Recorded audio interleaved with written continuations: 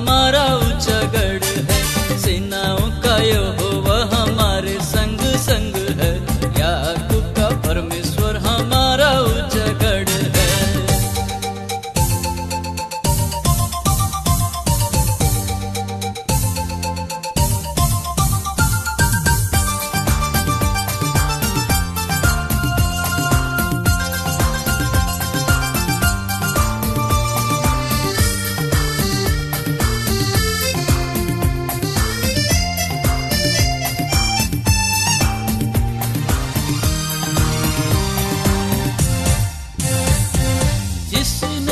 आकाश बनाया, जिसने पृथ्वी बनाई, जिसने आकाश बनाया, जिसने पृथ्वी बनाई, जो सर्वशक्तिमान प्रभु है, वो यहोवा हमारे संग संग है।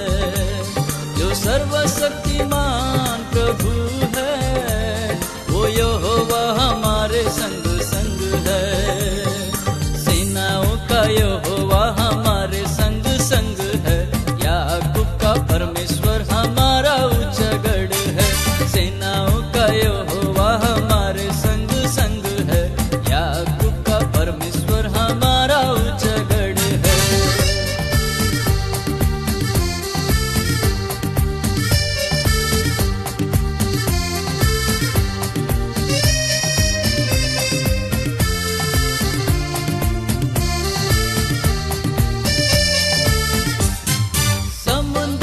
जिसने दो भागा, जंगल में मार्ग निकाला।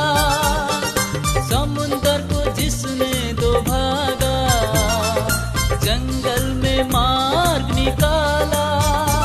जो वायदे को करता है पूरा, वो यहोवा हमारे संग संग है। जो वायदे को करता है पूरा, वो यहोवा हमारे संग संग है। सेनाओं का यहोवा हमारे संग संग है। याकूब का परमेश्वर हमारा ऊंचा गढ़ है। सेनाओं का यहोवा हमारे संग संग है। याकूब का परमेश्वर हमारा ऊंचा गढ़ है।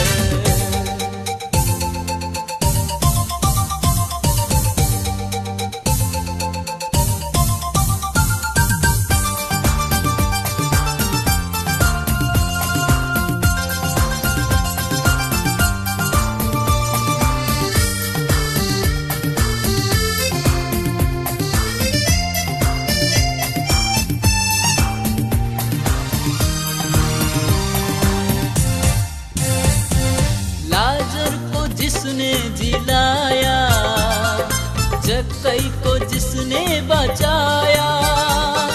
लाजर को जिसने जिलाया, जक्कई को जिसने बचाया। जिसके लिए सब कुछ हो संभव, वो यहोवा हमारे संग संग है। जिसके लिए सब कुछ हो संभव, वो यहोवा हमारे संग संग है। सेनाओं का यहोवा हमारे संग संग है। याकूब का परमेश्वर हमारा ऊंचा गढ़ है। सेनाओं का यहोवा हमारे संग संग है। याकूब का परमेश्वर हमारा ऊंचा गढ़ है।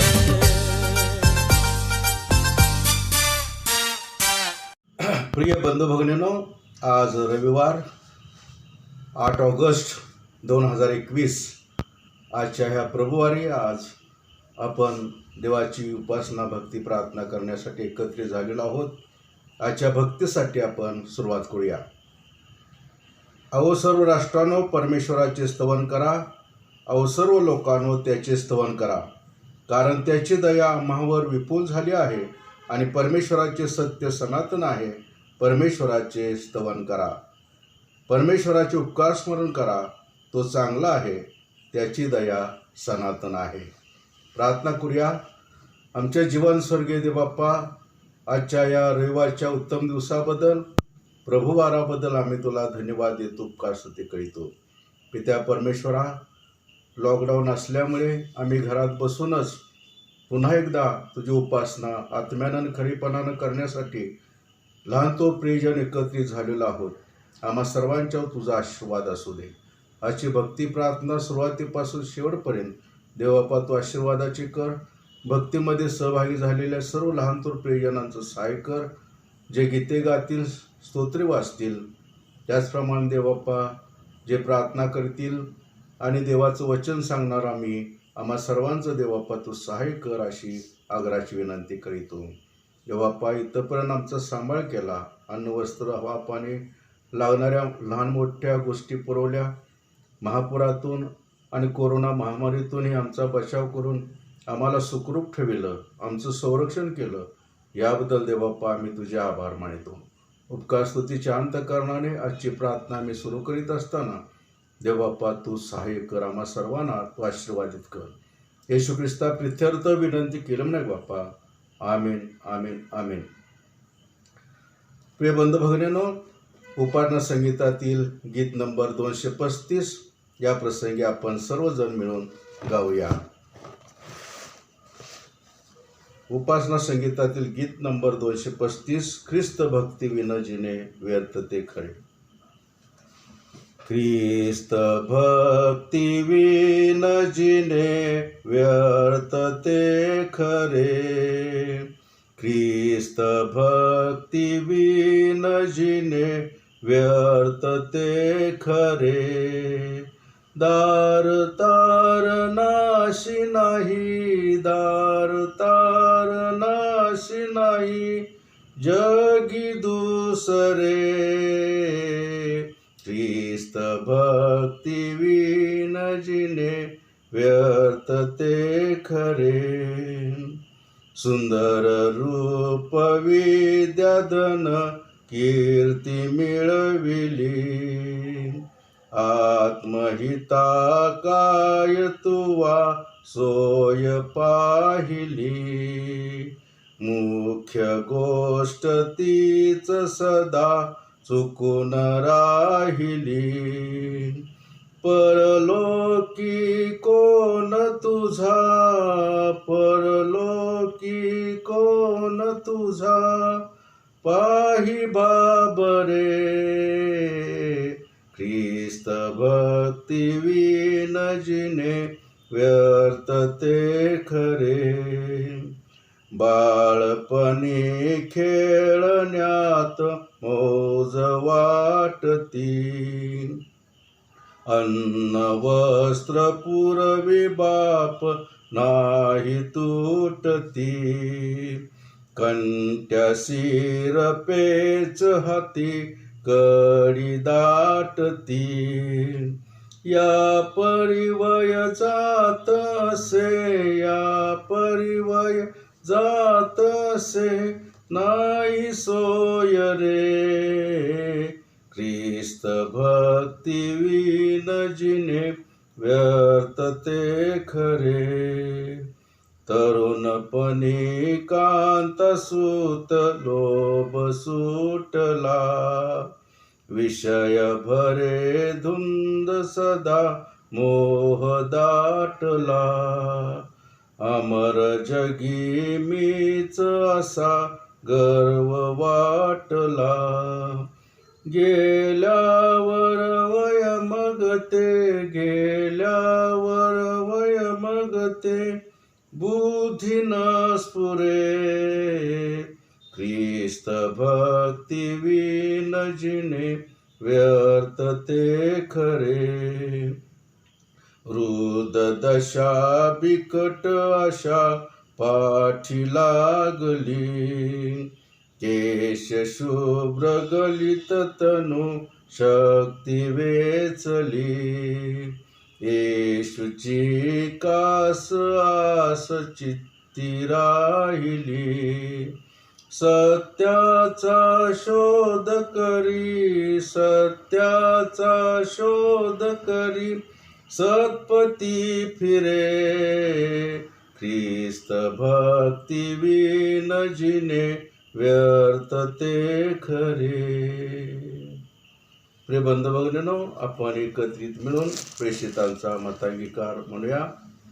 सर्व समर्थ देवजपिता आकाश व पृथ्वी यांचा उत्पन्न करिता त्याचवर मी विश्वास ठेवितो आणि त्याचा एकुलता एक पुत्र येशू ख्रिस्त आमचा प्रभू, जो पवित्र आत्म्याच्या योगाने गर्भरूप झाला, कुमारी मरीच्या उदरी जन्मास आला, ज्याने पंतय पिलाच्यावर दुःख भोगिले, ज्याला वधस्तंभावर खेळण्यात आले, जो मरण पावला, ज्याला पुरण्यात आले, जो मृत्यूलोकात उतरला, तिसऱ्या दिवशी मेल्यातून पुन्हा उठला, स्वर्गात चढला आणि सर्व समर्थ देवज पिता याच्या उजवीकडे बसला आहे. तेथून जिवंतांचा व मेलेल्यांचा न्याय करावयास जो येणार आहे, त्याचवर मी विश्वास ठेवितो. पवित्र आत्मा, पवित्र सार्वजनिक महामंडळ, पवित्र जनांची सहभागिता, पापांची क्षमा, देहाचे पुनरुत्थान आणि सार्वकालिक जीवन याविषयी विश्वास ठेवितो. आमेन, आमेन, आमेन. प्रिय बंधू भगिनींनो, आपण पवित्र शास्त्रातून एक स्तोत्र ऐकूया आणि स्तोत्र 34 जे आपल्या सर्वांचं अतिशय आवडीचं स्तोत्र आहे आणि त्याचं वाचन आपण करूया. स्तोत्रसंहिता 34 आपण वाचूया. परमेश्वराचा धन्यवाद मी सर्वदा करीन, माझ्या मुखात त्याचे स्तोत्र सतत असेल. माझा जीव परमेश्वराच्या ठायी प्रतिष्ठा मिळवी, दिन हे ऐकून हर्ष करतील. तुम्ही माझ्याबरोबर परमेश्वराची थोरवी गा, आपण सर्व मिळून त्याच्या नावाची महती वर्णूया. मी परमेश्वराला शरण गेलो आणि त्याने माझा स्वीकार केला. त्याने माझ्या सर्व भयापासून मला सोडवले. ज्यांनी त्याच्याकडे पाहिले ते प्रकाश पावले. त्याची मुखे लज्जेने कदापि काळवणार नाहीत. ह्या पामराने धावा केला आणि परमेश्वराने तो ऐकला आणि त्याच्या सर्व संकटातून त्याला सोडवले. परमेश्वराचा दूत त्याचे भय धरणाऱ्यावर सभोवती छावणी देतो आणि त्याचे संरक्षण करतो. परमेश्वर किती चांगला आहे याचा अनुभव घेऊन पहा. जो त्याच्यावर भाव ठेवतो तो पुरुष धन्य. परमेश्वराचे पवित्र जन हो, त्याचे भय धरा, कारण त्याचे भय धरणाऱ्यांना काही उणे पडणार नाही. तरुण सिंहाशी वान पडते व त्याची उपासमार होते, पण परमेश्वराला शरण जाणाऱ्यांना कोणत्याही चांगल्या वस्तूची वान पडत नाही. मुलांनो, या माझे ऐका, मी तुम्हाला परमेश्वराचे भय धरायला शिकवे. सुख भोगावे म्हणून जीविताची इच्छा धरणारा व दीर्घायुष्य चाहणारा असा मनुष्य कोण? तू आपली जीभ दुर्भाषणापासून व आपले ओठ कपटी भाषणापासून आवर. वाईटाचा त्याग कर व बरे ते कर. शांतीच्या प्राप्तीसाठी प्रयत्न कर व तिचे अवलंबन कर. परमेश्वराचे नेत्र नीतिमानाकडे असतात, त्याचे कान त्याच्या हाकेकडे असतात. वाईट करणाऱ्यांनी आठवण सुद्धा पृथ्वीवर राहू नये म्हणून परमेश्वर त्यांना विन्मुख होतो. नीतिमान धावा करतात, तो ऐकून परमेश्वर त्यांच्या सर्व संकटापासून मुक्त करतो. परमेश्वर भग्न हृदयी लोकांच्या सन्निध असतो. अनुतप्त मनाच्या लोकांना तो उद्धार करतो. नीतिमानाला फार कष्ट होतात तरी परमेश्वर सर्वातून त्याला सोडवतो. त्याची सर्व हाडेच तो सांभाळतो, त्यातले एकही मोडत नाही. दुष्टाचे मरण दुष्टाईतच होणार, नीतिमानाचे द्वेष्टे दंड पावतात. परमेश्वर आपल्या सेवकाच्या जीवाचा उद्धार करतो, त्याचा आश्रय धरणारा कोणीही दोषपात्र ठरत नाही. परमेश्वर वाचलेले वचने आपल्यासाठी आशीर्वाद करू. यावेळेला आपण एक विशेष गीत ऐकणार आहोत आणि आपल्या मंडळीच्या महिला सभासद स्वालका सदानंद चानने एक विशेष गीत आपल्याला देवाच्या गौरवासाठी म्हणून दाखवतील, आपल्याला ऐकवतील.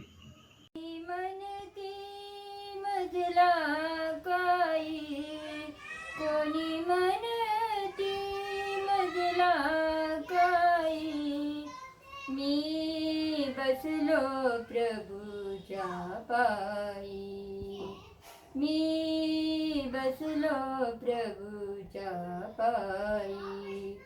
संसारिया मन लागेना, संसारिया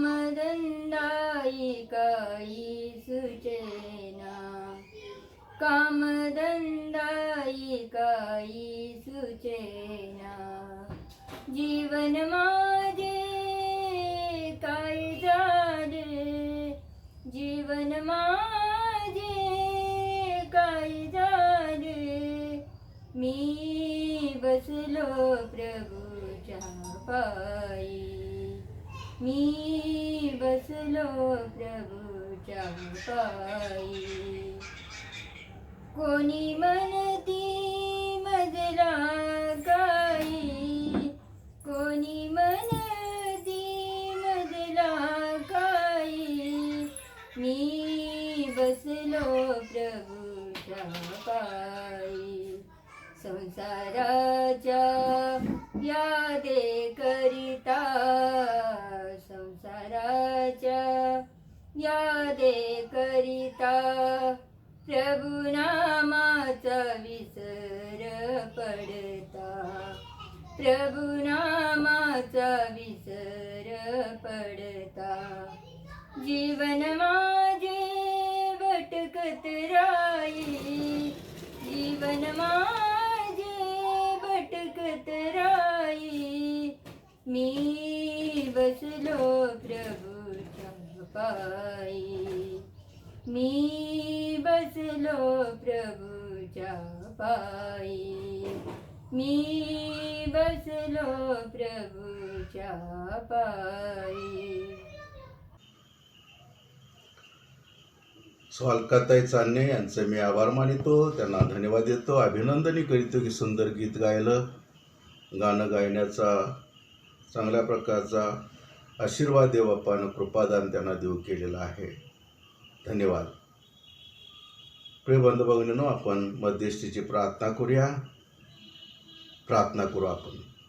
जीवन स्वर्गीय देवबाप्पा, आज तुझा पुत्र प्रभू येशू ख्रिस्त याच्याद्वारे आम्ही तुझ्याकडे येतो आणि तो आमचा मार्ग, सत्य व जीवन आहे. तो आमचा मध्यस्थ आहे, आमचा वाटाडी आहे.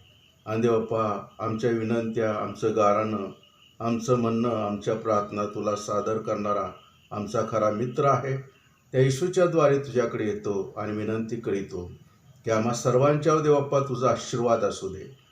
ग्रीष्म चर्च इस्लामपूर मंडळीतील लहान तो सभासद, स्त्री पुरुष, आबाल वृद्ध, लेकरं बाळ, कामेरी ख्रिस्ती मंडळी, कामेरीमधील सर्व लहान थोर प्रियजन, आबाल वृद्ध, लेकरं बाळ, रेट्टे हरणाक्षीतील सर्व आबाल वृद्ध, लेकरं बाळ आणि इतरत्र भक्ती प्रार्थनेमध्ये सहभागी झालेले देवबाप्पा, तुझे सर्व प्रियजन, आमच्या मंडळांचे सभासद, सर्वांचं तू सहाय्य कर. विश्वासणाऱ्या तुझा आशीर्वाद असू दे.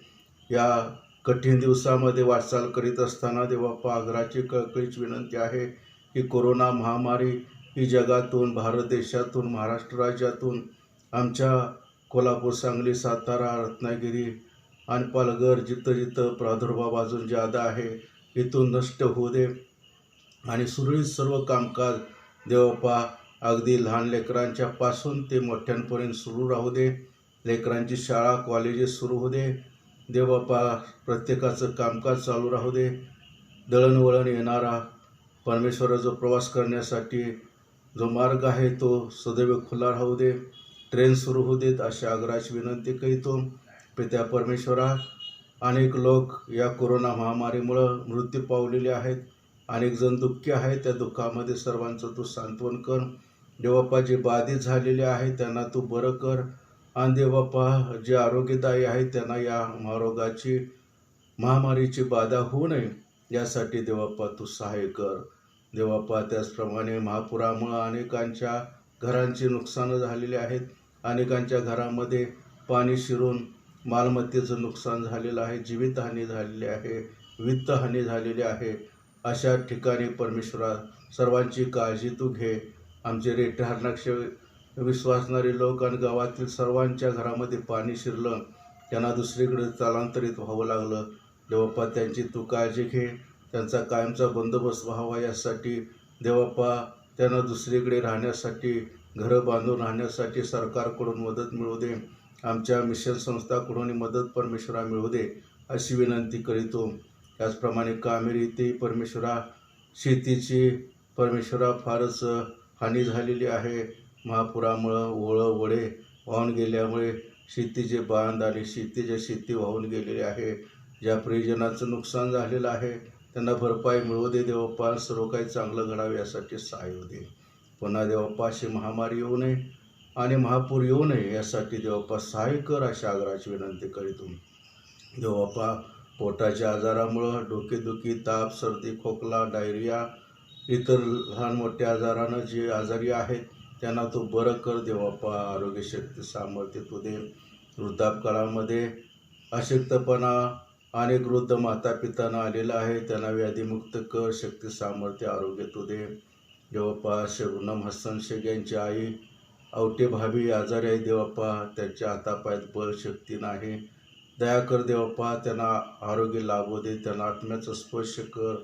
आणि ती विधवाबाई आणि निराधार, कुणाचा आधार नाही, 2 लेकरं आहे देवप्पा. त्यांची तू काळजी घे अशी विनंती करीतो. त्याचप्रमाणे देवप्पा प्रार्थना करीतो श्रीमती रंगूताई आढाव मावशींना आरोग्य तू दे. त्यांना अशक्तपणातून मुक्त कर. श्रीमती सुलोचनाबाई डोंगरे आंटींचे आश्रय पाठव. त्यांना आरोग्य शक्ती सामर्थ्य तू दे देवप्पा. मिस्टर शशिकांत वरुणकर, मिस्टर शरद येळेकर यांचे ज्येष्ठ वडील बंधू त्यांचे आश्रय पाठव. त्यांना आरोग्य शक्ती सामर्थ्य तू दे. त्याचप्रमाणे आमची आई कमलबाई, तीही परमेश्वर अशक्तपणामध्ये आहे, तिलाही आरोग्य लाभू दे, शक्ती सामर्थ्य लाभू दे अशी विनंती करीतो. जे लोक आजारी आहेत देवप्पा, ज्यांची नावे आम्हाला माहीत नाहीत, त्या सर्वांची आठवण तुझ्या पायाजवळ करीतो. त्यांना आजारातून बरं कर देवप्पा. सर्वांचं तू सहाय्य कर देवप्पा. लवकरात लवकर सर्व अयोग्य गोष्टी नष्ट होऊ देत. तुझ्या गौरवासाठी जगावरती तुझा नेहमी आशीर्वाद असू दे. आम्ही जे विश्वासणारे लोक, आम्हाला अनुकूल परिस्थिती प्राप्त होऊ दे देवप्पा. जे चिंता, काळजी, भय यामध्ये आहेत त्यांना चिंता, काळजी, भयातून मुक्त कर. ज्यांच्या काही गरजा आहेत त्या गरजा त्यांच्या परमेश्वर तुझ्या दानभंडारातून सर्व चांगल्या गोष्टींचा पुरवठा करून तू भागव देवप्पा. आम्ही प्रार्थना करीतो आमच्या मंडळीचा कारभार सांभाळणारे सर्व शिष्य सदस्य सर्वांचं सहाय्य कर देवप्पा. त्याचप्रमाणे देवप्पा महिला मंडळ आणि देवप्पा यूथ ग्रुप सर्वांचं सहाय्य कर देवप्पा. प्रार्थना करीतो देवप्पा प्रशांत उरुणकर बंटी देवप्पा, त्याच्या पायाला फ्रॅक्चर झालेला आहे आणि सळ्या बसवलेल्या आहेत, त्याचं ऑपरेशन झालेलं आहे. त्याला आरोग्य लाभू दे, तो बरा होऊ दे. आणि देवप्पा त्याचं पुढील आयुष्य, त्याच्या पत्नीचं, घरच्या सर्वांचं, आईचं, चुलता चुलती, आजोबा यांचं आयुष्य आनंदाचं होऊ दे. आणि बंटीला देवप्पा चालता, उठता, बसता, धावता यावं यासाठी सहाय्य कर अशा आग्रहाची विनंती करीतो. पित्या परमेश्वरा, आम्ही जे काय मागितलं ते तू मान्य करणारा आमचा विश्वास आहे. आमचं काय चुकत असेल तर आम्हाला क्षमा कर. कोल्हापूरचे काउन्सिलर पाठव. भारत देशावर आणि संपूर्ण जगावर देवप्पा तुझा आशीर्वाद नेहमी असू दे. येशू ख्रिस्ता प्रित्यर्थ विनंती केलं नाही बाप्पा. आमेन, आमेन, आमेन, आमेन. प्रिय बंधू भगिनींनो, पुन्हा एकदा आज रविवारच्या दिवशी उपासनेला, भक्ती प्रार्थनेला आपण एकत्रित झालो असताना सुरुवातीला आपण गीतांच्याद्वारे, प्रार्थनेच्याद्वारे देवबापाला स्तुती, गुणगान, धन्यवाद आपण दिलेला आहे. आणि आजचा हा प्रभुवार असल्यामुळे देवाचं वचन आपल्यासाठी जे काय आहे ते सुद्धा ऐकून घेणं, त्यावरती चर्चा करणं, विचारविनिमय करणं हे आपलं कर्तव्य आहे. आजच्या मननासाठी मी शास्त्रभाग निवडलेला आहे. 1 तिमोथेचा 4 अध्याय आणि 6 ते 16 वचने. 1 तिमोथेचा 4 अध्याय 6 ते 16 वचने. मी सर्व काही वचने वाचणार नाही, आपल्याला वेळ नाही. आपण घरी हा शास्त्रभाग पूर्ण वाचू शकता. आणि त्यातील एकच वचन मी वाचतो की त्याच्यावरती आपल्याला आज देवाचा बोध ऐकून घ्यायचा आहे. आणि ते वचन आहे 1 तिमोथेचा 4 अध्याय आणि 8 वचन. 1 तिमोथेचा 4 अध्याय आणि 8 वचन. कारण शारीरिक कसरत थोडीच उपयोगी आहे, सुभक्ती तर सर्वाविषयी उपयोगी आहे. तिला आत्ताच्या व पुढच्याही जीवनाची भाग मिळाली आहे. प्रार्थना करूया. त्या जीवन स्वर्गीय देवबापा, जे वचन आम्हाला प्राप्त झालं त्या वचनावरती विचार विनिमय करीत असताना आमचं तू सहाय्य कर. पवित्र आत्म्याच्या द्वारे आमचं आध्यात्मिक उद्बोधन मार्गदर्शन कर. आम्हाला आध्यात्मिक सुशिक्षण आणि देवा ज्ञान, चातुर्य, शहाणपण आणि शक्ती आणि सामर्थ्य तू आम्हाला दे. ऐकणाऱ्या आम्हा सर्वांचं तू सहाय्य कर. येशू ख्रिस्ता प्रित्यर्थ विनंती केली नाही बापा. आमेन, आमेन, आमेन. प्रिय बंधू भगिनींनो, आपल्याला माहीत आहे की जपान टोकियोमध्ये सर्व जगातील खेळाडूंना एकत्रित करून ऑलिम्पिक स्पर्धा भरवण्यात आलेल्या आहेत. आणि या ऑलिम्पिक स्पर्धेमध्ये भाग घेण्यासाठी विविध अशा खेळामध्ये कसरत करण्यासाठी आणि त्यामध्ये कौशल्य प्राप्त करून बक्षीस मिळवण्यासाठी खेळाडूंचा कित्येक वर्ष, कित्येक दिवस खटाटोप असतो, त्यांचा सराव असतो, प्रॅक्टिस ते करीत असतात आणि ते कसरत करीत असतात. पाऊल आपल्या या तिमोथेच्या पत्रामध्ये तिमोथेला सांगत असताना की शारीरिक कसरत करणारे लोक हे कसरत करीत राहतात, ते व्यायाम करतात, मेहनत घेतात, वेळ, श्रम, पैसा त्यासाठी खर्ची घालतात आणि कित्येक दिवसन तास ते त्याचा सराव करीतात.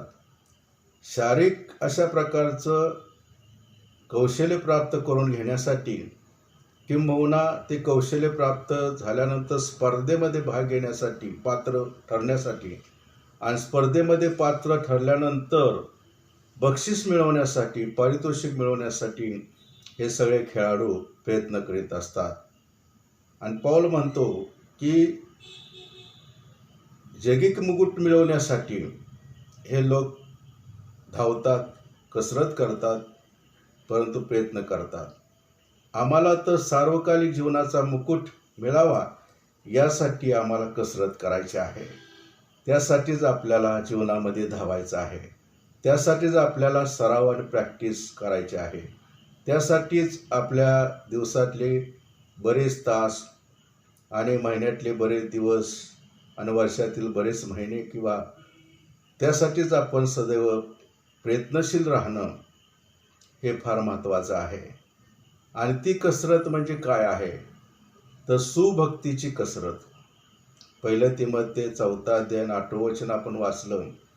त्यामध्ये असं म्हटलेलं आहे की शारीरिक कसरत तर बरेच करीत असतात, परंतु आम्हाला सुभक्तीची कसरत करायची आहे. कारण सुभक्तीची कसरत ही आत्ताच्या जीवनासाठीच नव्हे तर पुढे येऊ घातलेल्या जीवनासाठी सुद्धा उपयुक्त आहे.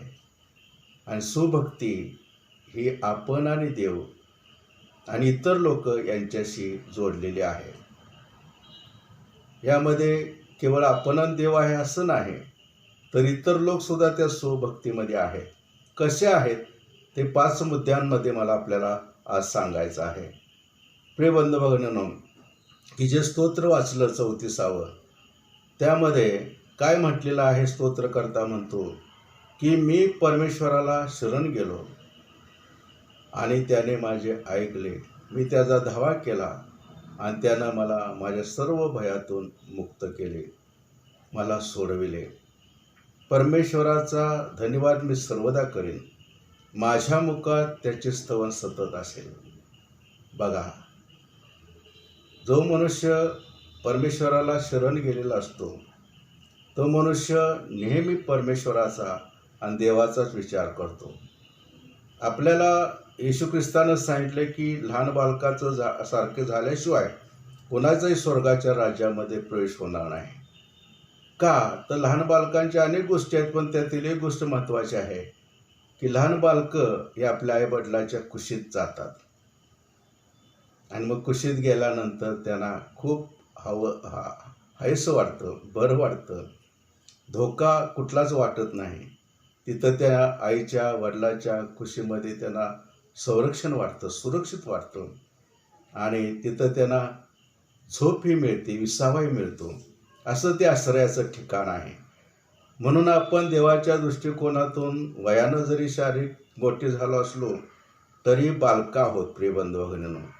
आणि बालक म्हणून जेव्हा आपण देवाच्या कुशीत जातो, येशू आपला खरा मित्र आहे. त्याच्या मिठीत जातो त्यावेळेला आपल्याला खरोखर आनंद प्राप्त होतो, संरक्षण मिळतं, विसावा मिळतो. आपल्या सर्व भयातून, आपल्या कष्टातून, आपल्या पापाच्या आणि इतर ओझ्याच्या भारातून आपल्याला मुक्तता मिळते. आपल्याला हलकं हलकं आणि हायसं वाटतं. आणि म्हणून सुभक्तीमध्ये पहिली गोष्ट आपण करणं गरजेचं आहे की परमेश्वराला शरण जाणं. परमेश्वराला शरण जायचं आहे. पूर्ण आपण परमेश्वराच्या कह्यात जायचं आहे. या कुटील पिढीमध्ये प्रियबंध भगिनींनो, दुष्ट शक्ती सैतान, दुष्ट व्यक्ती म्हणजे माणसं आणि दुष्ट परिस्थिती आपल्याला त्रास देणारे आहे. आणि त्यांच्या कह्यातून सुटून परमेश्वराच्या कह्यात जाणं आणि देवाच्या अधीन होणं, त्याला शरण जाणं, हे सुभक्तीमधील फार मोठं प्रमुख लक्षण आहे. आणि जो परात्पराच्या गुप्तस्थळी बसतो तो सर्व समर्थाच्या सावलीत राहतो. आणि गुप्तस्थळ म्हणजे काय तर परमेश्वराचं अदृश्य असं ते आश्रयस्थान. त्या आश्रयस्थानामध्ये आपण प्रियबंध भगिनींनो जातो आणि तिथून आम्हाला कोणी छळून घेऊ शकत नाही, आम्हाला छळू शकत नाही, आम्हाला संपू शकत नाही, आम्हाला कोणी पीडा देऊ शकत नाही, आम्हाला छळू शकत नाही, त्रास देऊ शकत नाही. कारण सैतानसुद्धा पाहतो की आम्ही परमेश्वराच्या कह्यात आहोत, परमेश्वराच्या आश्रयस्थानाला आम्ही आहोत. आणि योबाच्या बाबतीत आपल्याला माहीत आहे की परमेश्वराचं आश्रयस्थान त्याला होतं. म्हणून सैतान म्हणतो की त्याच्यावरचा तुझा आशीर्वाद काढून घे, मग बघ तो तुझा अव्यय करतो की नाही. परमेश्वराला योबाला कसोटीस लावायचं होतं. म्हणून देवबाप त्याच्यावरती असणारं आश्रयस्थान आशीर्वादाचं काढून घेतो आणि त्याला सैतानाच्या हवाली करतो. आणि आपल्याला माहीत आहे कितीतरी त्याला दुःख झालं, छळ झाला, त्रास झाला, वेदना झाल्या, पीडा झाल्या. अवेलना त्याच्या मित्रांनी त्याची केली, विटंबना केली. पण या सर्व परिस्थितीमध्ये देवाच्या आश्रयस्थानातून योग सुटला नाही. तो कायम देवाच्या कुशीमध्ये आणि त्याच्या शरणागतीमध्ये तो राहिला आणि म्हणूनच तो विजयी झाला. सुभक्ती त्यानं दाखवली. प्रत्येक सुभक्तीनं अभिषेक्रम गुदरणाऱ्या भक्ताचा छळ होईल असं तिमोथेच्या पत्रात पौलानं सांगितलं आहे. म्हणून तुम्ही मी ज्यावेळेस सुभक्तीनं अभिषेक्रम गुदरतो आणि देवाच्या अधीन होतो, कह्यात जातो, त्यावेळेला आपल्याला दुःख आणि त्रास सैतान देतो, सैतानाची माणसं आणि परिस्थिती आपल्याला देते. पण आपल्याला ह्याला घाबरायचं नाही प्रियबंध भगिनींनो, कारण विजय आपला आहे. येशू ख्रिस्ताला सुद्धा जगानं दुःख दिलं, सैतानानं दुःख दिलं, स्वकीयाने त्याला छळ क्रूसखांबावरती मारलं, परिस्थिती त्याच्या विरोधात गेली. पण अशा परिस्थितीमध्ये सुद्धा तो दुःखाला आणि वधस्तंभाला सामोरे गेला आणि ते दुःख सहन सरल्यानंतर त्याला पुनरुत्थानाचा, मृत्यूवरती विजय मिळवण्याचा विजय आणि आनंद मिळाला. प्रियबंध भगिनींनो, की आपण येशू ख्रिस्ताच्या मार्गानं, देवाच्या मार्गानं वाटचाल करीत असताना सुभक्तीमध्ये पहिलं जे लक्षण आपल्या जीवनामध्ये पाहिजे की देवाच्या अधीन राहणं, त्याला शरण जाणं, हे कधीही सोडायचं नाही प्रियबंध भगिनींनो. आणि 47 नंबर मी नेहमी सांगतो की याकोबाचं पत्र 4 अध्याय 7 वचन, यामध्ये याकोब म्हणतो की परमेश्वराच्या अधीन व्हा, सैतानाला अडवा, म्हणजे तो तुम्हापासून दूर पळून जाईल. बघा, देवाच्या अधीन आपण जर सर्वदा राहिलो तर आम्ही सैतानाला अडवतो. सैतान बघतो, मी सांगितलं की आम्ही देवाच्या खुशीत आणि त्याच्या आश्रयस्थानामध्ये आहोत, तो पळून जातो, तो देवासमोर थांबू शकत नाही. म्हणून सुभक्तीमध्ये प्रियबंध भगिनींनो हे करणं महत्त्वाचं आहे. आज कोरोनाची महामारी पीडा आहे, पूरग्रस्तामुळं आम्ही त्रस्त आहोत, महागाईमुळं आम्ही पिडलेले आहोत, काय आपलेच लोक आपल्याला त्रास देणारे आहेत. चर्चेसमध्ये परिस्थिती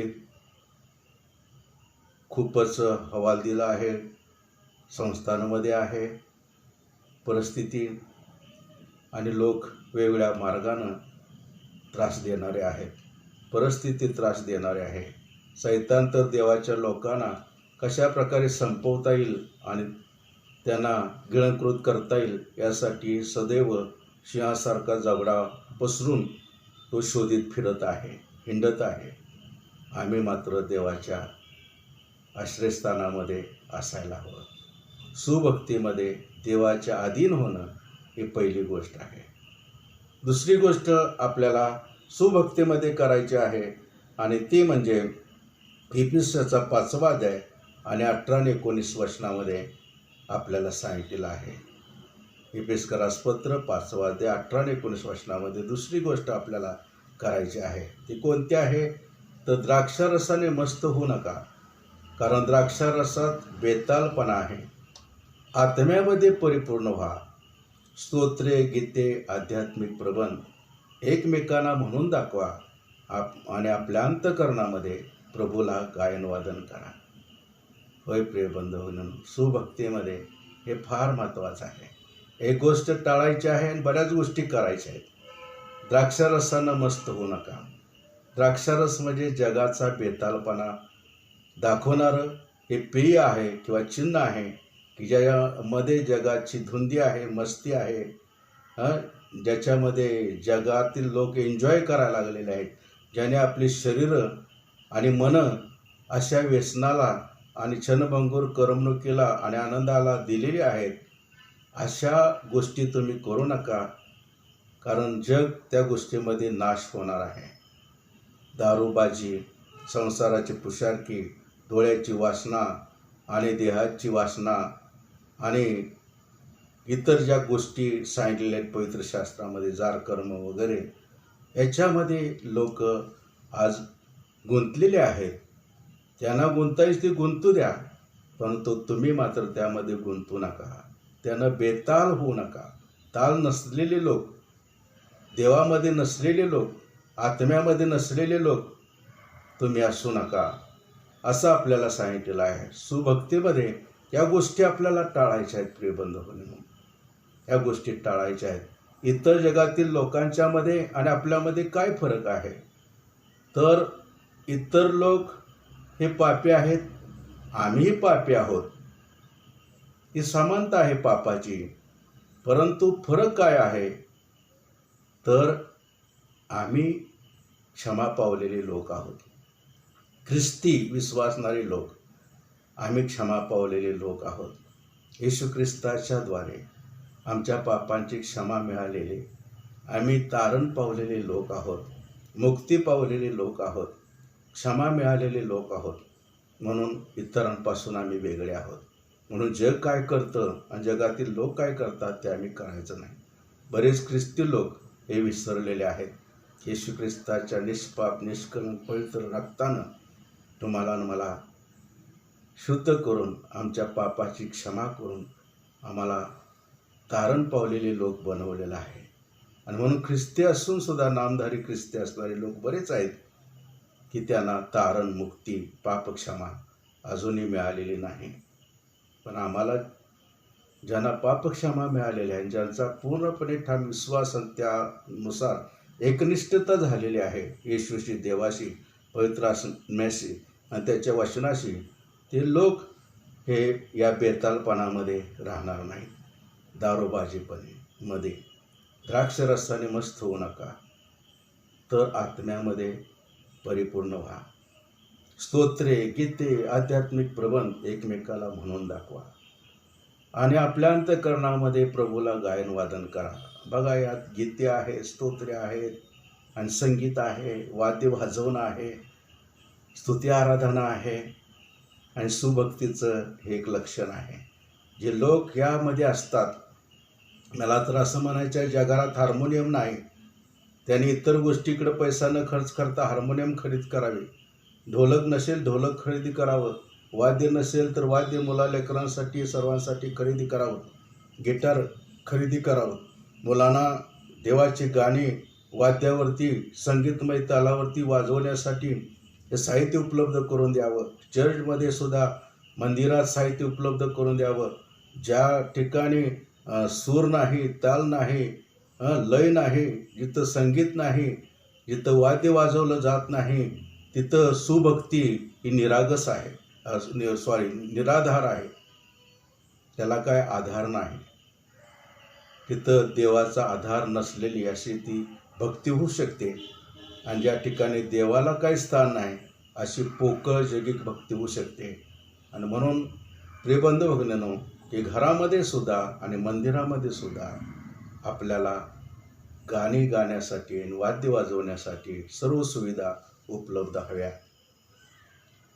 आणि त्यासाठीच आपण प्रभूला धन्यवाद देण्यासाठी स्तोत्र, गीते, आध्यात्मिक प्रबंध गायन वादन करणं हे गरजेचं आहे.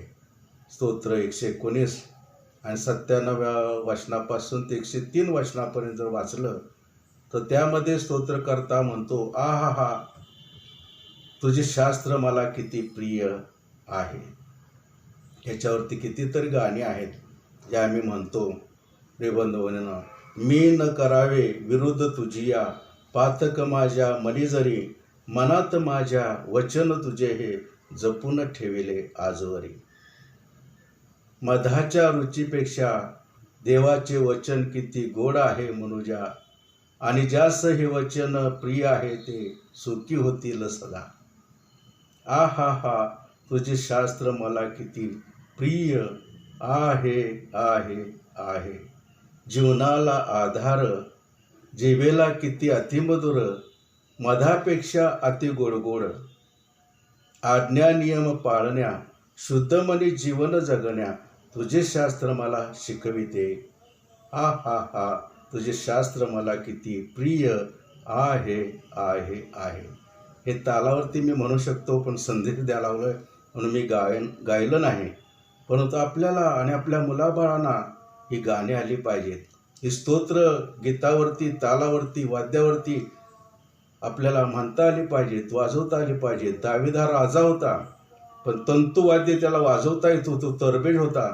तारुण्यात सुद्धा शावलानं त्याला तंतुवाद्य वाजवून गाणी म्हणून त्याला रंजवण्यासाठी ठेवलं होतं. तो मेंढपाळ होता, मेंढराच्या पाठीमागे जाऊन पावा आणि तंतुवाद्य वाजवून आपल्या मेंढरांची राखण करत होता. आणि त्या डोंगरात सुद्धा देवाचं स्तुतिगान, गायन वादन आपल्या अंतःकरणातून तो करत होता. म्हणून दावीद राजा सुभक्तीमध्ये श्रेष्ठ ठरलेला आहे. प्रिय बंधू, आम्ही कोण, किती वयाचे, स्त्री आहोत का पुरुष आहोत, लहान आहोत का मोठे आहोत, प्रौढ आहोत का वृद्ध आहोत, याचा विचार नाही करायचा. तर आपण स्तोत्रे, गीते, आध्यात्मिक प्रबंध एकमेकाला म्हणून दाखवून प्रभूला आपल्या मनात गायन वादन करीत जीवन जगायचं आहे. आणि ही सुभक्ती आहे. तिसरी गोष्ट आपल्या जीवनामध्ये सुभक्तीसाठी करायची आहे, आणि ते म्हणजे आपल्याला 1 तिमोथेय 4 अध्याय आणि 12 वचनामध्ये पौल तिमोथेला सांगतो आहे, खरोखर तू सुभक्त जर देवाचा असशील आणि तुला व्हायचं असेल, बनायचं असेल, तर तू काय कर याबद्दल सांगितलेलं आहे. आणि ती तिसरी गोष्ट म्हणजे पौल तिमोथेला म्हणतो की आपलं वर्तन, आपली भाषा, प्रीती, विश्वास आणि शुद्धता या संबंधाने तू इतरांचा कित्ता हो. कोणी तुझ्या तारुण्याला तुच्छ मानू नये. यासाठी भाषण, वर्तन, प्रीती, विश्वास, शुद्धता, 5 बोटं 5 गोष्टी याबद्दल आचरण करायला सांगितलं. आणि आचरण कशासाठी आहे, उपयुक्त आहे, ते तुझ्या आध्यात्मिक वृद्धीसाठी, तारणासाठी उपयुक्त आहे, देवाच्या गौरवासाठी, सुभक्तीसाठी उपयुक्त आहेच. परंतु तू कसा सुभक्त आदर्श देवाचा आहेस हे तुझ्या वर्तनावरून इतरांना दिसावं, इतरांना ते उदाहरण कित्ता मिळावा, यासाठी ते उपयुक्त आहे. हे बंधूंनो, माहीत आहे आपल्या सुभक्तीच्या आणि असल्या वर्तनाच्या द्वारे देवाचं गौरव होतं, हे नाही. वचन आपल्याला माहीत आहे की मत्तयाचा 5वा अध्याय 16 वचन, यास तो तुमचा प्रकाश लोकांच्या समोर असा पडू दे की त्यांनी तुमची सत्कर्मे पाहून आपल्या स्वर्गीय पित्याचे गौरव करावे. सत्कर्मे काय आहेत प्रिय बंधू? हीच आहेत. आपली भाषा, आपलं वर्तन, आपली प्रीती, आपला विश्वास आणि आपली शुद्धता. ही सत्कर्मे आहेत. याच्यामध्ये सगळे सत्कर्म अंतर्भूत आहेत. आणि ही सुभक्ती तिमोथेयाला सांगितलं की तुझ्यामध्ये असू दे. देवाचं गौरव होतं, तुला आध्यात्मिक लाभ होतो आणि तुझ्याद्वारे इतरांना कित्तान उदाहरणं मिळतं, साक्ष होते आणि ते सुद्धा अशा सुभक्तीचं आचरण करीत राहतील.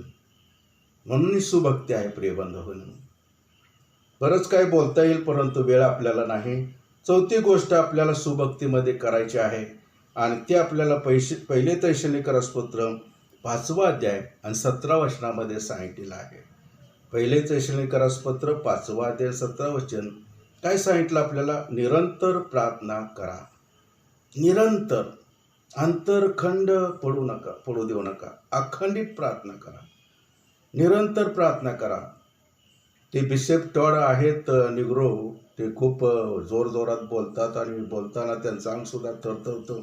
मोठमोठ्यानं आत्म्यानं भरून ते बोलतात आणि ते बोलत असताना सांगतात की आम्ही प्रार्थना केली पाहिजे. सकाळी केली पाहिजे, दुपारी केली पाहिजे, सायंकाळी केली पाहिजे, रात्री केली पाहिजे, मध्यरात्री केली पाहिजे, पहाटे केली पाहिजे. सदैव प्रार्थना केली पाहिजे.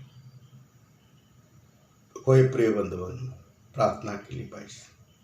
आणि प्रार्थना करण्यासाठी लांबलचक वाक्य शब्द पाहिजेत असं काय नाही. खूप काय आपल्याला गरजा पाहिजेत असं काय नाही. आपल्या गुप्तदर्शी पित्याकडे जात असताना दारं खिडक्या घराच्या बंद करून आपलं मागणं आपण देवाला प्रार्थनेच्या द्वारे सादर करू शकतो. आपल्यासाठी, इतरांच्यासाठी सुद्धा प्रार्थना करणं महत्त्वाचं आहे. पौल म्हणतो आम्हासाठी प्रार्थना करा, कारण स्वार्थेच्या बेडीत पडलेला मी देवाचा सेवक आहे. ती स्वार्थ कशी सांगावी यासाठी मला धैर्य आणि शक्ती मिळावी यासाठी माझ्यासाठी प्रार्थना करा. प्रियबंधूंनो, देवाच्या लोकांसाठी प्रार्थना करायची आहे, कुटुंबासाठी प्रार्थना करायची आहे, आपल्या लेकराबाळांसाठी प्रार्थना करायची आहे, आपल्या मित्रांसाठी प्रार्थना करायची आहे, आपल्या शेजाऱ्यांसाठी प्रार्थना करायची आहे, आपल्या गावासाठी, आपल्या देशासाठी, जगासाठी प्रार्थना करायची आहे. अनर्थ घडलेल्या गोष्टीसाठी प्रार्थना करायची आहे, घडत असणाऱ्या परिस्थितीसाठी प्रार्थना करायची आहे. कारण प्रार्थनेचं मोठं बळ नाशी संकटासमोर हे गीत आपण म्हणतो. करा प्रार्थना अखंड, नका पडू देऊ खंड. उपान संगीत गीत नंबर 314 आपण म्हणतो. आणि सुभक्तीमध्ये प्रार्थना योद्धे हे योद्धे बनलो पाहिजे आपण. उगीच मरगळ्यासारखी कशी तर प्रार्थना, जेवताना फक्त कधी तर प्रार्थना, सकाळी करणं नाही, दुपारी करणं नाही, संध्याकाळी करणं नाही, कधीच करणं नाही, हे ख्रिस्ती जीवनाचं लक्षण नाही. सुभक्ती जर आपल्या जीवनाचा स्थायीभाव बनवला असेल आपण, तर आपण प्रार्थना ही केलीच पाहिजे. प्रार्थना हे आपलं अन्न आहे, ते आपलं पाणी आहे, तो आपला श्वास आहे. श्रीबंधूंनो, आणि ती प्रार्थना आपण केली पाहिजे. सुभक्तीमध्ये प्रार्थना ही फार महत्त्वाची आहे. जसं शास्त्र वाचणं, स्तोत्र वाचणं महत्त्वाचं आहे, तसं प्रार्थना करणं सुद्धा महत्त्वाचं आहे. शास्त्र वाचल्याने देव आपल्याशी त्याच्या शब्दाच्या द्वारे बोलतो. प्रार्थना केल्यानं आपण देवाशी बोलतो. हा आपला सुसंवाद प्रार्थनेनं साधला जातो. आणि ह्या दोन्ही गोष्टी अतिशय महत्त्वाच्या आहेत, हे सर्वांना आपल्याला माहीत आहे. शेवटची गोष्ट मला सांगायची आहे, 5वी गोष्ट, की आपल्या जीवनामध्ये सुभक्ती कार्यान्वित करण्यासाठी, सुभक्त आणि देवाचा खरा भक्त आदर्शवत बनण्यासाठी आम्ही 5वी गोष्ट सुभक्तीमध्ये केली पाहिजे, ते म्हणजे सुवार्ता सांगितली पाहिजे. सुवार्ता सांगणे हे फार महत्त्वाचं आहे. रोमकरासपत्र याचा 10वा अध्याय आणि 10वं वचन, रोमकरासपत्र याचा 10वा अध्याय 14 आणि 15 वचनं ही जर वाचलीत तर सुवार्ता किती महत्त्वाची आहे आणि सांगणं किती गरजेचं आहे आणि ते आपलं कर्तव्य आहे आणि ते किती मनोरम आहे हे आपल्याला सांगितलेलं आहे. प्रियबंधू भगिनींनो, पाऊल तर म्हणतो, मी जर देवाचा सुभक्त या नात्यानं, देवभक्त या नात्यानं सुवार्ता सांगत नाही तर मला धिक्कार असो, धिक्कार असो. रोमकरासपत्र 10वा अध्याय 10वं वचन 14 व 15 वचन यामध्ये काय सांगितलेलं आहे? विश्वास ठेवणं अंतःकरणानं होतं, पण कबुली देणं मुखानं होतं. आम्ही ख्रिस्ती आहोत, देवावर, येशूवर पवित्र आत्म्यावर, पवित्र शास्त्रावर, आज्ञा नियमावर, योग घातलेल्या वैभवी सार्वकालिक जीवनावर विश्वास ठेवलेला आहे. परंतु हे बाबा मुखानं सांग ना, आपल्याजवळच अंतःकरणात ठेवलंय, ते जरा दुसऱ्यांना पण कळून येऊ दे. बरेच लोक आपलं ख्रिस्ती पण लपवून ठेवतात विधर्म्यांच्या मध्ये, इतर ठिकाणी, आणि त्यांना लाज वाटते. आम्ही ख्रिस्ती असलेल्याची लाज वाटणं म्हणजे देवापासून आपण दूर गेलेले लोक आहोत, जे मुखानं स्वार्थ सांगत नाहीत आणि आपल्या वर्तनाच्या द्वारे देवाचं सुभक्तीच्या द्वारे गौरव करीत नाहीत. त्यांची साक्ष कधीच ख्रिस्ती म्हणून जगाला मिळणार नाही. अशा लोकांच्याकडून स्वार्थकार्य घडणार नाही. आम्ही अशापैकी असू नये प्रियबंधूंनो. त्यासाठी जिथं जिथं संधी मिळेल, जिथं जिथं वेळ मिळेल, तिथे तिथे आपण स्वार्थ सांगितले पाहिजे. जर आपल्याला परिस्थिती अनुकूल नसेल, व्यक्ती आपल्याला अनुकूल नसतील, आपल्याला वेळ समय नसेल, तर देवाकडं आपण मागूया, देवाला सांगूया, आपली इच्छा तर प्रगट करूया की देवा मला स्वार्थकार्य करायचं आहे. माझ्या कुटुंबाची जबाबदारी सांभाळून माझं शिक्षण घेत असताना, प्रशिक्षण घेत असताना, काम करत असताना आणि इतर बाबतीमध्ये सगळ्या जबाबदाऱ्या पार पाडत असताना मला स्वार्थ सांगायचे आहे. मला तशी संधी दे, तसे लोक दे, तसं ठिकाण मला दे बाप्पा, की मी तुझं स्वार्थाचं कार्य करू शकेन. आणि देवबाप निश्चित आपली इच्छा पूर्ण करणार. इच्छा तर आपण प्रगट देवाकडे केली पाहिजे. यशाया म्हणतो, हा मी आहे, मला पाठव. परमेश्वर म्हणाला, यशायाला नाही म्हणाला, त्याने शब्द उच्चारले, आम्हासाठी कोण जाईल, मी कोणाला पाठवू. तेवढा यशाया म्हणाला, यशाया 6 अध्याय आपण वाचू शकता. यशाया म्हणाला, प्रभू हा मी आहे, मला पाठव. तयारी दर्शवली. प्रियबंधूंना आपण तयारी दर्शवली पाहिजे. आपल्या मुलाबाळांना तर स्वार्थीसाठी तयार केलं पाहिजे. आपण सुद्धा म्हातारे कोतारे असो, प्रौढ असो, या वयामध्ये ख्रिस्तीपण म्हणून काय स्वार्थ सांगितलेले आहे सांगायला पाहिजे. प्रियबंधूंनो, हे फार महत्त्वाचं आहे. आणि घोषणा करणाऱ्या वाचून ते कसे ऐकतील, आणि ज्यांना पाठवले नाही ते कसे घोषणा करतील. आम्ही घोषणाच केली नाही तर ज्यांना ऐकलेलं नाही त्यांना कसं स्वार्थीचं ऐकायला मिळेल. आणि ज्यांना आम्ही पाठवलंच नाही ते तर कसे काय मग स्वार्थ सांगतील. आपल्या मुलाबाळांना किंवा पाळक स्वार्थिक तयार करून, साक्षीदार तयार करून असे जर आपण सेवेसाठी पाठवले, त्यांच्या पगाराची, अन्नाची, वस्त्राची, कुटुंबाची जबाबदारी घेण्यासाठी आपण मदत केली, तर निश्चित ते करणार नाहीत का. ग्रेसबाई आपल्याकडे आल्या कारण तिला अमेरिकेमध्ये मदत करणारे तिथले लोक होते. इंडियामध्ये जाऊन तू स्वार्थ सांग. तिच्या प्रवासाची व्यवस्था, पैशाची व्यवस्था, इकडं राहिल्यानंतर खाण्यापिण्याची व्यवस्था, इकडे इस्लामपूरला आल्यानंतर जागा घेण्यासाठी जे पैसे लागतात ते पैसे देण्याची व्यवस्था तेथील स्थानिक अमेरिकेतील मंडळांनी व्यवस्था केलेली आहे. चर्चेसनी, संस्थांनी व्यवस्था केलेली आहे. लहान मुलांपासून, स्त्रियापासून वृद्धांपर्यंत त्यांनी दानं दिलेली आहेत. आमची दानं कशासाठी आहेत प्रियबंधूंनो? आमचं अर्पण कशासाठी आहे? केवळ बिल्डिंगा बांधणंच हे नव्हे, किंवा चर्च आणि इतर गोष्टीसाठी नव्हे, किंवा चर्चमध्ये आम्ही पाळकसाहेब काम करतो हे आमच्यासाठीच नव्हे, तर स्वार्थ सांगायला जे दुसरीकडे जातात त्यांच्यासाठी सुद्धा त्या दानाचा उपयोग व्हायला पाहिजे. म्हणून अधिकाधिक आपण दान देवाला दिलं पाहिजे. का तर आम्ही जाऊ शकत नाही, आम्ही करू शकत नाही, पण आम्ही पाठवलेले जे स्वार्थिक पालक आहेत, आम्ही नेमलेले जे लोक आहेत, महिला असतील, मुलं लेकरं असतील, पुरुष असतील, ते कामं करतील आणि त्याचा आपल्याला आनंद होईल प्रियबंधूंनो. कारण का देव हे सुद्धा सत्कार्य मान्य करतो. पाठवणारा सुद्धा स्वार्थ सांगणाऱ्यासारखाच देवाच्या दृष्टिकोनातून समान आहे, तेवढ्याच दर्जाचा आहे प्रियबंधूंनो. आणि म्हणून हे फार महत्त्वाचं आहे. चांगल्या गोष्टींची स्वार्थ सांगणाऱ्यांचे चरण, पाय किती मनोरम दिसतात असं रोम 10:15 म्हटलेलं आहे. जो स्वार्थ सांगतो त्याचे चरण मनोरम आहेत, सुंदर आहेत. त्या चरणाला, त्या पायांना पाऊल सुंदर म्हणतो. देवाच्या दृष्टिकोनातून कोण लोक सुंदर आहेत, कोण मनोरम आहेत? जे स्वार्थ सांगतात. चांगल्या गोष्टींची स्वार्थ सांगतात. आणि चांगली गोष्ट काय आहे? शुभवृत्तम आहे, शुभवर्तमान आहे. आणि शुभवर्तमान काय आहे? प्रेषितांच्या मतांगी कार्यात जो विश्वास आपण बोलतो तेच शुभवर्तमान आहे. देवाने आपला एकुलता एक पुत्र मरीच्या उदरी पृथ्वी तलावरती पवित्र आत्म्याच्या द्वारे जन्मास घातला. तो आमच्या पापासाठी वधस्थान मारला गेला. तो मृत्यूतून पुन्हा उठला, स्वर्गात चाललेला आहे.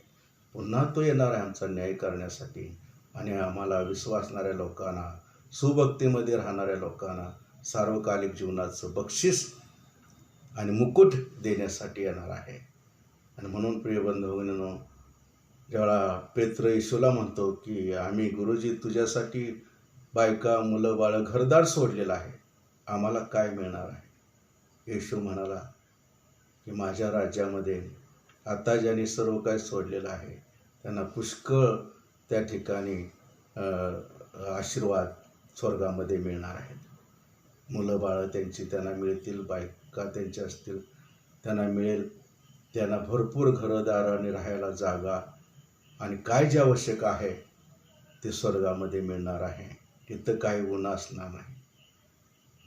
पृथ्वी तलावरती असणारी संपत्ती नष्ट होईल, पण स्वर्गातील संपत्ती नष्ट होणार नाही.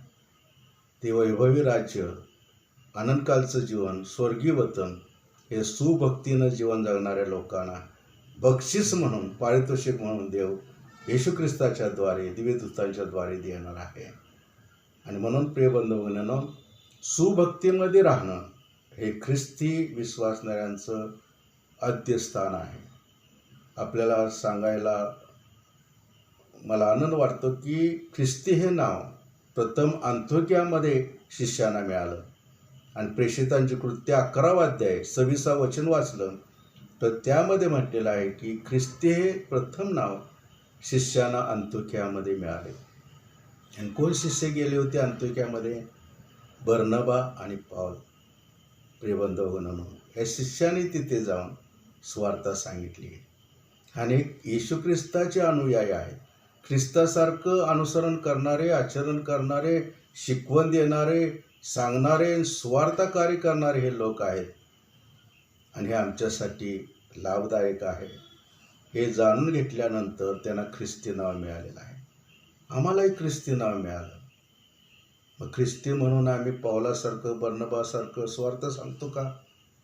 किती अंत्योक्यामध्ये आम्ही गेलो, किती ठिकाणी आम्ही स्वार्थ सांगायसाठी केवळ काम म्हणून, कर्तव्य म्हणून गेलो, याचा विचार केला तर आपल्याला माना खाली घालाव्या लागतील.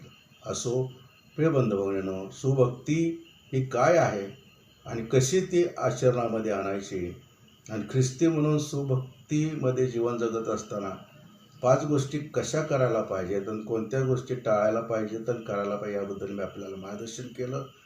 देवबाप तुमचं माझं सहाय्य करो आणि खरे त्याचे सुभक्त बनण्यासाठी, सुभक्तीचं आचरण करण्यासाठी तो तुमचं माझं सहाय्य करू, आपल्याला आशीर्वाद देऊ. आपण प्रार्थना करूया. जीवन स्वर्गीय देवबापा, जे वचन आम्ही ऐकलं त्या आचरणात आणण्यासाठी आणि सुभक्तीचं आचरण करण्यासाठी, खरे तुझे सुभक्त बनण्यासाठी आमचं तू सहाय्य कर. आणि देवबापा, या 5 गोष्टी आमच्या जीवनामध्ये, आमच्या लेकरांच्या आणि ख्रिस्ती लोकांच्या जीवनामध्ये सदैव असण्यासाठी, अंगीकारण्यासाठी आमचं सहाय्य कर. देवबापा, या भक्ती प्रार्थनेचा व्हिडिओ आमच्या मंडळीचे सहाय्यक पाळकसाहेब रामोल पवार करीत आहेत. त्यांच्या आशीर्वाद पाठव, त्यांची सेवा आशीर्वादाचं कर. देवबापा, आम्ही दानार्पण घेऊ शकलेलो नाही, परंतु दानार्पण आम्ही परमेश्वरा घरामध्ये साठवून देवबापा तुला संतोषानं देऊन, मंदिरं ज्यावेळी उघडली जातील त्यावेळा मंदिरामध्ये भक्ती प्रार्थनेच्या वेळी अर्पण करण्यासाठी आमचं तू सहाय्य कर. जमलेल्या आणि भक्तीमध्ये सहभागलेल्या सर्व आबालवृद्धांचं सहाय्य कर. कुणाचा नाश होऊ देऊ नको. तर सुभक्तीचं बक्षीस म्हणून सार्वकालिक जीवन प्रत्येकाला तू दे. येशू ख्रिस्ता प्रित्यर्थ विनंती केली म्हणे बाप्पा. आमीन, आमीन, आमीन, आमीन. प्रिय बंधू भगिनींनो, आपण शेवटी एक गीत गाऊया. उपासना संगीतातील गीत नंबर 764. जगाच्या बागेत जीवनाचे मोठं करी ख्रिस्त चालवितो. हे गीत आपण गाऊन प्रभूची प्रार्थना म्हणून भक्तीचा कार्यक्रम संपूया. गीत नंबर 764. जगाच्या बागेत जीवनाची मोठ मोठ करी ख्रिस्त चालवितो, मोठ करी ख्रिस्त चालवितो. बाग बहरावी येतुनी तेतुनी, करीतो म्हणूनी श्रम अति. बाग बहरावी येतुनी तेतुनी, करीतो म्हणूनी श्रम अति. जगाच्या बागेत जीवनाची मोठ मोठ करी ख्रिस्त चालवितो, मोठ करी ख्रिस्त चालवितो. कोणतेही झाड न जावे जळूनी, धरी इच्छा मनी मोठ करी.